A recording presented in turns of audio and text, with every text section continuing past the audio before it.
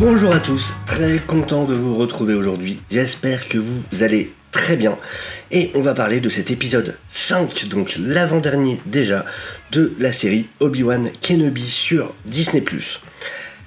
Alors, vous savez que sur les derniers, j'étais même un peu colère, surtout sur le 4ème.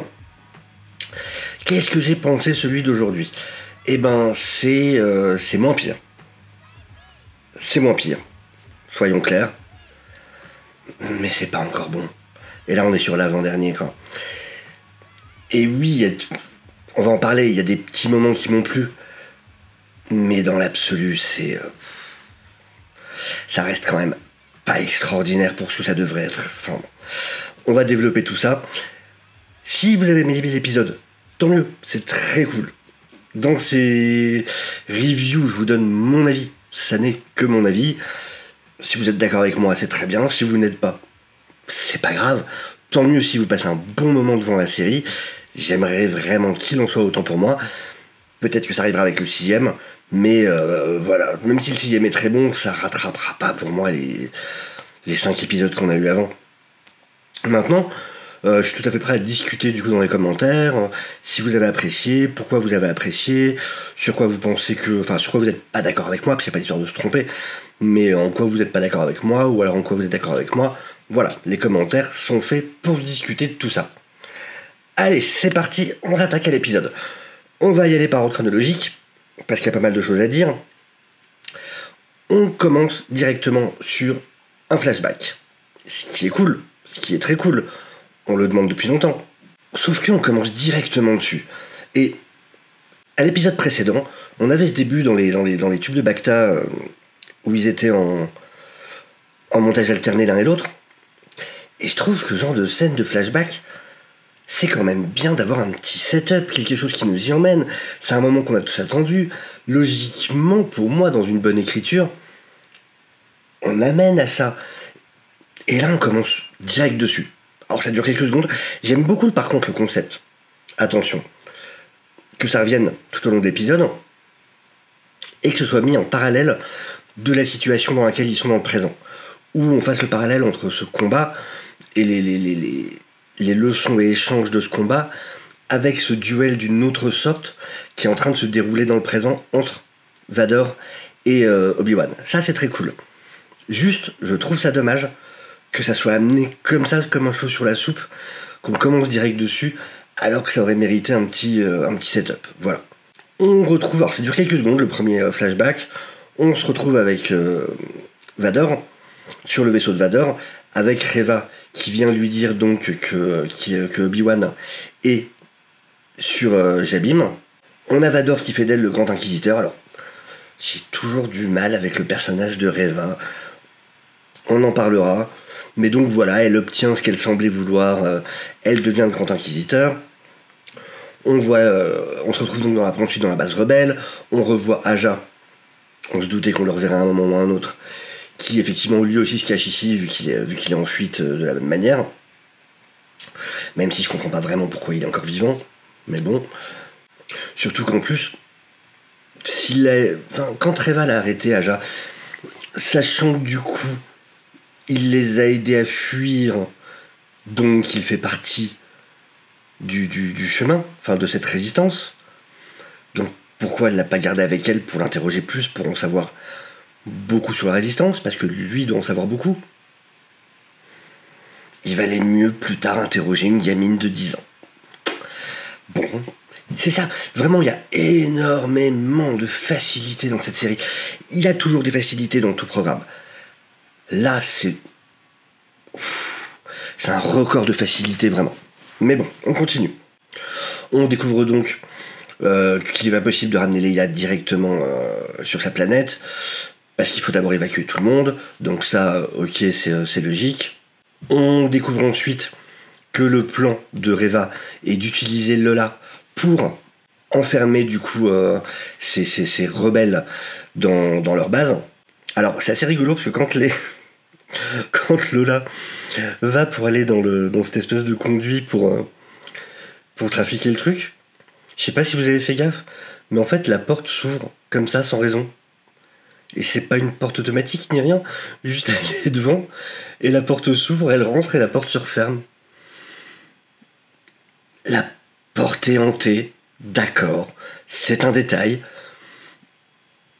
mais d'accord. Alors on a une petite phrase intéressante de Obi-Wan qui... et du coup toujours pareil, dans ce truc où c'est mis en parallèle avec cet entraînement ensemble, où du coup il dit il n'a pas le temps pour un siège. Et quelqu'un lui répond comment le savez-vous? Et on sent encore une fois toute la culpabilité d'Obi-Wan à se dire, lui devrait répondre, bah, c'est moi qui l'ai entraîné en fait. Et c'est vrai que là-dessus, voilà, il y a quand même des petits trucs comme ça, un petit peu cool. On a donc l'arrivée de Reva et des Stormtroopers qui viennent devant. Alors, du coup, parce que de ce qu'on voit, il y a 2 portes. On en parlera après, ça. Donc, il y a la porte à pied et cette grande trappe qui sert pour les vaisseaux. Donc, les Stormtroopers se servent d'artillerie lourde pour essayer de détruire cette porte, celle qui est au sol, donc celle pour quand on y va à pied. On a pendant ce temps Leia qui veut aller dans le conduit pour voir ce qui ne va pas. Donc c'est bien, on donne à Leia un peu son importance, elle a quelque chose à faire dans l'épisode. Obi-Wan, lui, reçoit un message de Organa qui commence à beaucoup s'inquiéter, qui lui dit que s'il n'a pas de nouvelles, il ira voir Owen sur Tatooine à propos de Luke. On verra bien évidemment que ce message aura son importance plus tard. Et puis c'est pas très malin, honnêtement, parce que si Obi-Wan a été capturé par l'Empire, il envoie ce message pendant que l'Empire a du coup son communicateur. C'est bof. Enfin, je le pensais plus malin, Organa, quand même. C'est un peu moyen. Enfin bon. On a Tala qui raconte un peu sa vie. Non, mais qui raconte son expérience. Et du coup, là, c'est pour un prep talk, un discours de motivation pour Obi-Wan, et qui est assez cool, où elle lui explique effectivement des choses qu'elle a vécues en faisant partie de l'Empire, où elle s'est rendue compte justement de l'erreur qu'elle avait faite, et de l'horreur que pouvait représenter l'Empire, et que c'est ce qui l'a motivé du coup à changer de camp. Et je trouvais ça cool, c'était plutôt intéressant, c'est la caractérisation, c'est plutôt bien. On a Obi-Wan qui décide du coup de négocier pour gagner du temps, pour que les rebelles puissent s'enfuir. Ça va vraiment falloir qu'on en parle. Alors, un truc, mais on a un plan sur Reva juste après, et cette caméra qui bouge, elle m'insupporte. Ou vraiment, le caméraman, je me sens pas très bien, les gars. Je sais pas ce qui m'arrive, mais alors, je crois que j'ai un peu abusé de... Oh non, sérieux, quand c'est insupportable, cette caméra. Mais bon, ça revient souvent en plus, mais alors, à ce moment-là, je l'ai trouvé encore plus flagrant. Donc, Reva s'approche de la porte pour négocier avec Obi-Wan. Et quelle surprise! Quelle incroyable surprise! Quel twist que personne n'avait vu venir! Vraiment, je suis tombé de mon siège. Il s'avère que Reva était une des younglings du flashback du début de la série. Tada! Ouais, sacrée surprise. Oui, donc évidemment, elle faisait partie des younglings début, mais rien que ça. Si au moins il s'est donné la peine de faire un flashback un peu plus développé, qui donne l'impression de se focus sur autre chose, sur Anakin ou j'en sais rien, sur autre chose, que ça garde un peu de mystère. Là, c'était tellement focus sur ce groupe de gamins qu'il n'y avait aucun doute à un moment. Dès la seconde où j'ai vu ce flashback, c'était ah, ça doit être elle. Ok. Donc évidemment, zéro surprise. Alors j'adore la manière dont elle lui parle. Et à des moments, elle s'énerve. Et les Stormtroopers sont genre à 2-3 mètres derrière elle. Donc on filme assez près de la porte. Où du coup, on voit qu'elle de côté. Sauf que si on élargissait un tout petit peu, et ça c'est tout le temps ça dans cette série, si on élargissait un tout petit peu le champ, les Stormtroopers sont à 2 mètres derrière elle. Tous. Donc ils doivent entendre la moitié de ce qu'elle raconte. Parce que plus tard, quand il est à genoux, machin, là elle chuchote. À ce moment-là, non, elle chuchote pas. Elle parle plus fort. Et à des moments, elle crie carrément. Donc, voilà. Et du coup, on apprend qu'effectivement, donc Obi-Wan lit en elle et découvre que son but en réalité est de chasser et de réussir à supprimer Darth Vader pour se venger. Mais ça, pareil, ça me pose un souci parce que j'ai pas envie de sympathiser avec elle quand même, toujours pas. Parce elle était quand même, comment dire, elle en a fait beaucoup pour l'Empire. Et elle, enfin, rien qu'au début, quand on la voit couper la main de la femme là, qui se plaint au machin, personne lui avait redonné de le faire. Donc, voilà, enfin, j'ai aucune sympathie pour elle en vrai. Vraiment zéro. On verra si ça change au 6ème, mais là pour l'instant que dalle. Obi-Wan veut faire équipe avec elle, mais du coup elle ouvre la porte quand même avec son sabre laser. On a une scène d'action qui est... Ouais... Alors je sais, les Stormtroopers sont des mauvais tireurs, je le sais, oui. Mais là, ils sont dans cette espèce de poursuite, enfin... Il y a les révolutionnaires d'un côté, il y a les Stormtroopers de l'autre, il y a je sais pas combien de Stormtroopers, ils sont dans un couloir, les résistants là, ils sont en groupe, ils sont assez serrés les uns aux autres en plus. Et les Stormtroopers sont à 3 mètres 2 à tout casser. Vraiment, si vous regardez à nouveau regardez cette partie, ils sont à 3 mètres à tout casser. Et ils en touchent aucun. Il y en a un qui arrive à en avoir un à un moment, et il est à bout portant. Il est à ça de lui pour l'avoir. À ça. Vraiment, il lui tire dans la poitrine. Tout le reste du temps, ils sont en groupe, ils sont derrière, c'est un bloc, tu peux pas en louper, et ils arrivent à les louper. Alors oui, il y a Obi-Wan qui défend une petite partie, mais juste une petite partie. Enfin, c'est de pire en pire.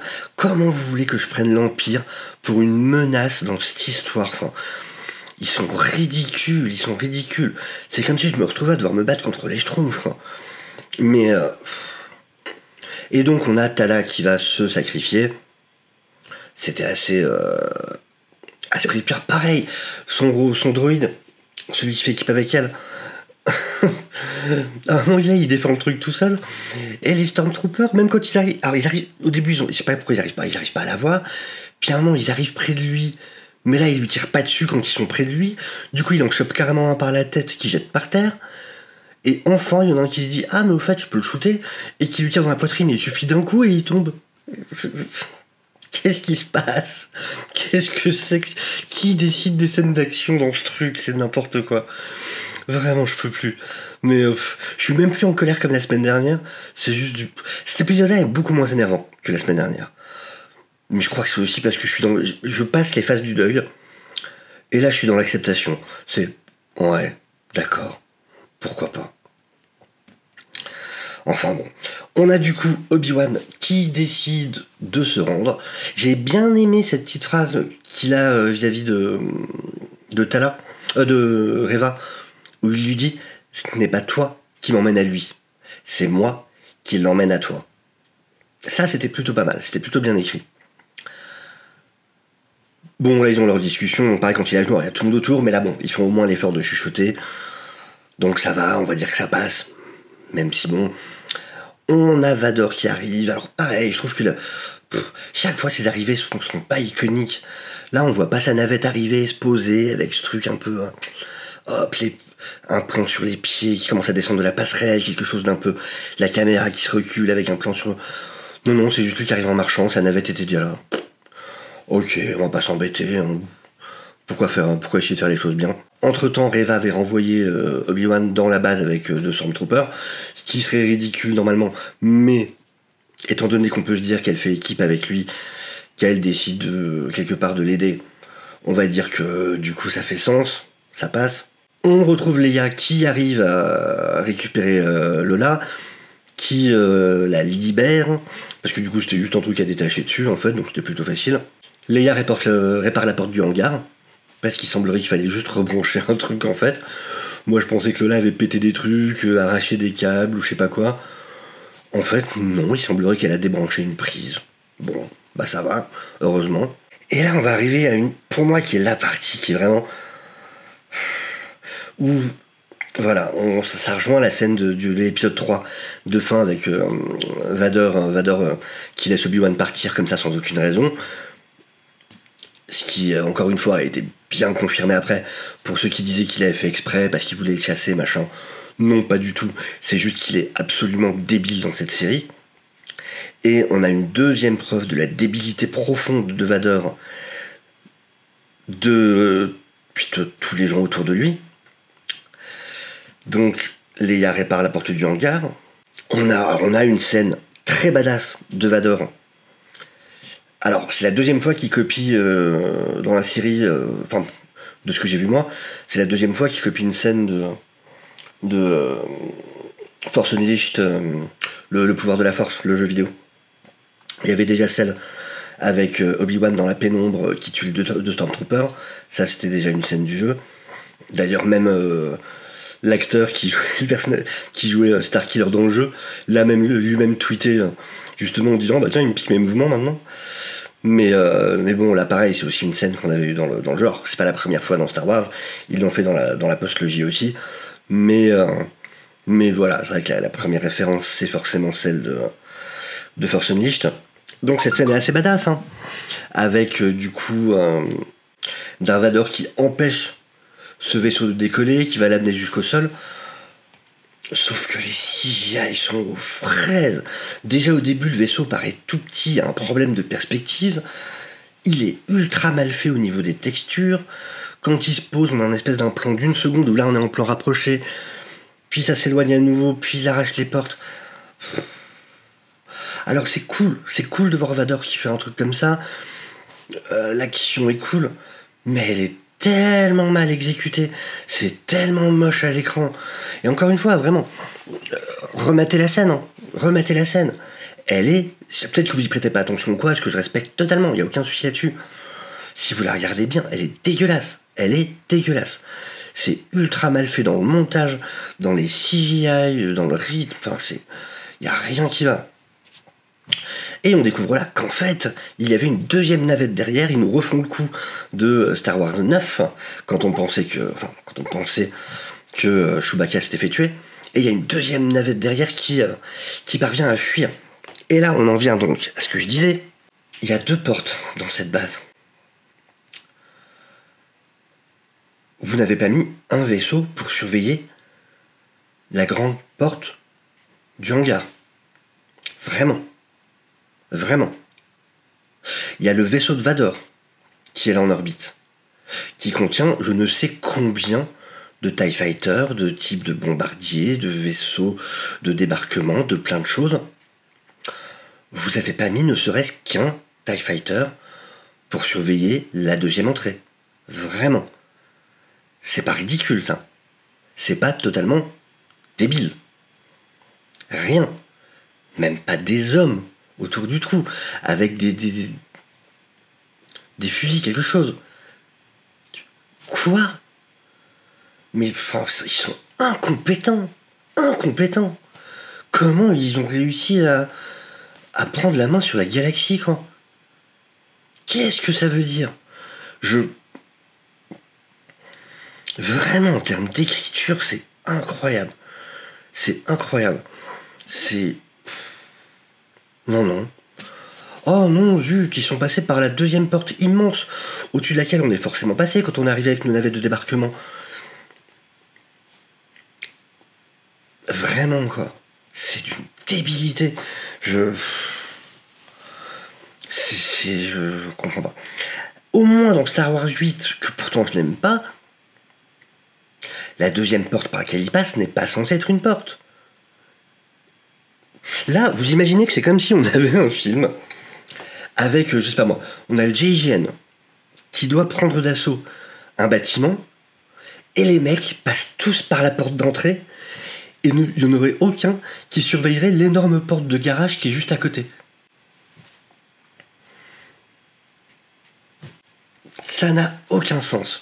Enfin bon, passons. Et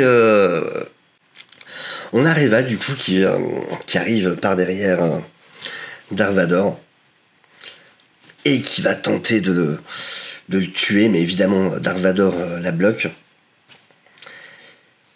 Vraiment, déjà, Reva, je trouve que il aurait dû avoir quelque chose, une finesse, du développement dans son personnage. Là, c'est pas du tout le cas, quoi. On sait du début qu'elle est une youngling et que ça va servir à un moment, mais à côté de ça, c'est vraiment la vilaine, bateau, tout le long. Et d'un coup, dans le dernier épisode, enfin dans l'avant-dernier épisode, il y avait un twist. Je m'en fous. Arrivé là, franchement, je m'en fous. J'aime pas le perso, je suis pas accroché au perso. Je le sais depuis le début que c'est une youngling. Qu'est-ce que j'en ai à faire, quoi. Et donc elle va essayer de buter. Alors, la scène est cool. Le style de combat, ça fait très vieux maître en arts martiaux comme ça, où c'est très, je sais pas, avec des petits mouvements machin où il utilise la force. Enfin, ça j'ai bien aimé. Voilà, ça c'est une scène que j'ai bien aimé, que j'ai trouvé cool. Comme quoi, ça peut arriver, donc je le dis, tant mieux. Mais effectivement, cette scène de combat entre Reva et Dark Vador est vraiment plutôt cool. Avec un Dark Vador hyper badass. Et j'ai bien aimé. Dans les points positifs aussi, alors, du coup, c'est ce qui va servir d'excuse, on l'a compris, au coup de la phrase de la dernière fois, vous étiez le maître, j'étais le disciple. C'est justement par rapport à tout ce parallèle avec leurs entraînements passés qu'on a vus, où on voit que cette fuite d'Obi-Wan, tout le plan qui a conduit à ça, c'est une leçon d'Obi-Wan à Anakin. Alors, j'ai trouvé ça cool. En vrai, l'idée, je l'ai trouvé cool. L'exécution, je trouve qu'elle aurait pu être améliorée, mais le concept est plutôt sympa. Dans l'idée, c'est plutôt cool. Voilà, encore une fois, je trouve vraiment que ça pêche par l'exécution, mais dans le principe, j'ai trouvé ça plutôt intelligent, ce parallèle entre les deux situations. Et donc, évidemment, Reva va perdre ce combat. Elle découvre que le Grand Inquisiteur est vivant. En fait, Dark Vador l'avait manipulé. Il se servait d'elle depuis le début. Alors, tant mieux, du coup, on s'en doutait, on savait qu'il était vivant, le Grand Inquisiteur. Ça, de toute façon, j'avais déjà dit plusieurs fois. Donc, ça confirme. Bon, ça fait au moins un truc sur lequel Vador a pas été complètement stupide. Ça change. Mais, voilà, le problème, c'est que même les bonnes idées, pour moi, maintenant, sont noyées au milieu du reste, et je trouve ça super dommage. C'est tellement décevant sur ce que ça aurait pu être, et ce que c'est au final. Et puis, évidemment, il la tue pas, parce que... Pourquoi Dark Vador tuerait quelqu'un qui vient d'essayer de le tuer? Bien sûr, plot armor. Et, elle tombe sur le petit appareil qui sert pour les messages, qu'évidemment Aja avait fait tomber quand Obi-Wan le lui avait confié. Ah, quelle surprise! Et elle découvre l'existence de Luke, en tout cas d'un enfant, sur Tatooine, gardé par Owen. Et on sait tous que sur Tatooine, il n'y a qu'un Owen, bien évidemment. Donc elle sait. Et là, on a peur, parce qu'on se dit, oh, est-ce que Luke va mourir? Je me demande vraiment, est-ce que Luke va mourir enfant? Oh là là, que je ressens le danger. Oh non, Luke risque de mourir. Oh.